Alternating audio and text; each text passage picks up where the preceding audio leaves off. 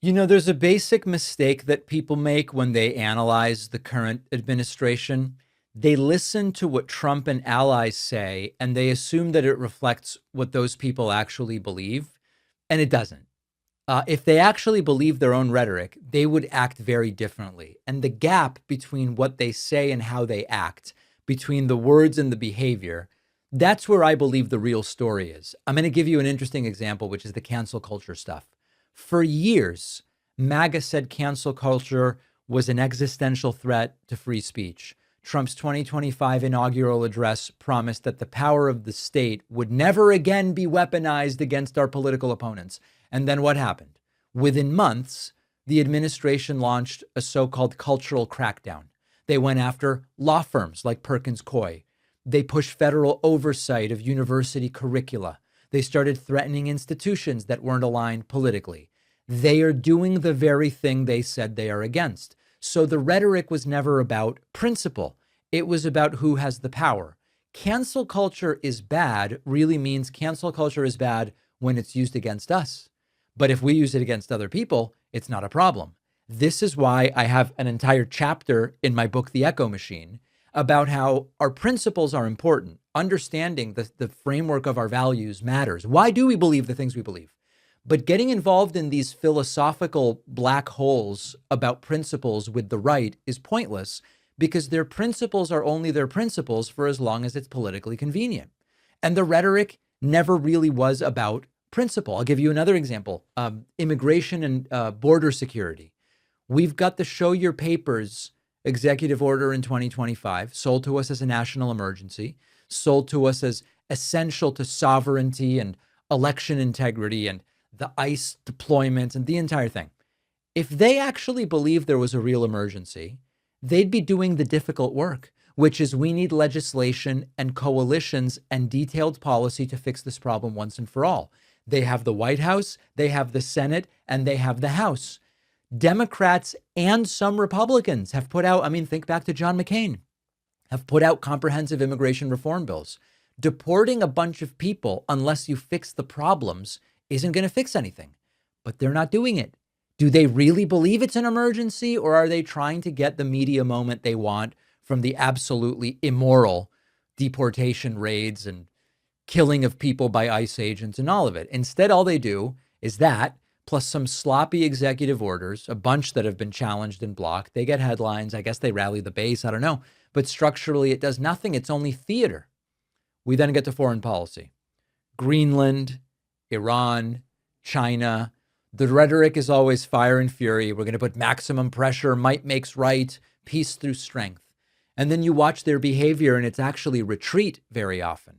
At Davos, Trump walked back threats on Iran. He says he pulled back because they wanted to talk. On Greenland, it was these bombastic threats. We must have it and we will take it. Followed by, oh, we don't really need to do anything because we've got a deal. Oh, does the deal include that the US gets Greenland? Well, no, it doesn't. So he wants the image of the tough guy without the cost of being the tough guy. So I believe that this is a simple behavioral loop. Trump's primary goal is immediate emotional payoff. He wants applause. He wants viral clips. He wants headlines that make him look big and strong. That pushes rhetoric towards the extreme. You get more attention with extremist rhetoric. But there's also this transactional risk-averse component to Donald Trump.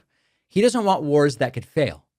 He doesn't want policies that could crash markets. And remember what happened when he was getting closer on the tariff Norway, because they didn't give him the Nobel Prize, and then tariff Denmark because Norway didn't give him the Nobel Prize, and whatever it was, Greenland, something or other, it started crashing the markets. And within 24 hours, Trump backed off because he doesn't actually want the real sacrifice that it might take to do the things he claims he wants to do. So the action lags the rhetoric always. And sometimes we never get the action. This creates a credibility paradox. Even his own allies stop taking his rhetoric seriously, which is dangerous. I'm going to get back to that. But even his own allies just go, Elon or JD Vance, whatever. They don't listen to his speeches. It doesn't matter what he says. It's just what's going on behind the scenes. They realize that the rhetoric is a lot of the content, and then the governing is a completely different mess. It's still a mess. It's not the rhetoric is crazy, but this is a completely sensible administration on policy. It's the rhetoric is crazy. And also, he starts to back off as soon as it gets difficult. And then he does other things that don't make sense. And we lose allies and we lose trade deals and we lose all of it. So this is not about a single policy. This is how leaders like Trump behave. They make very loud promises, some symbolic actions. They retreat when it gets difficult.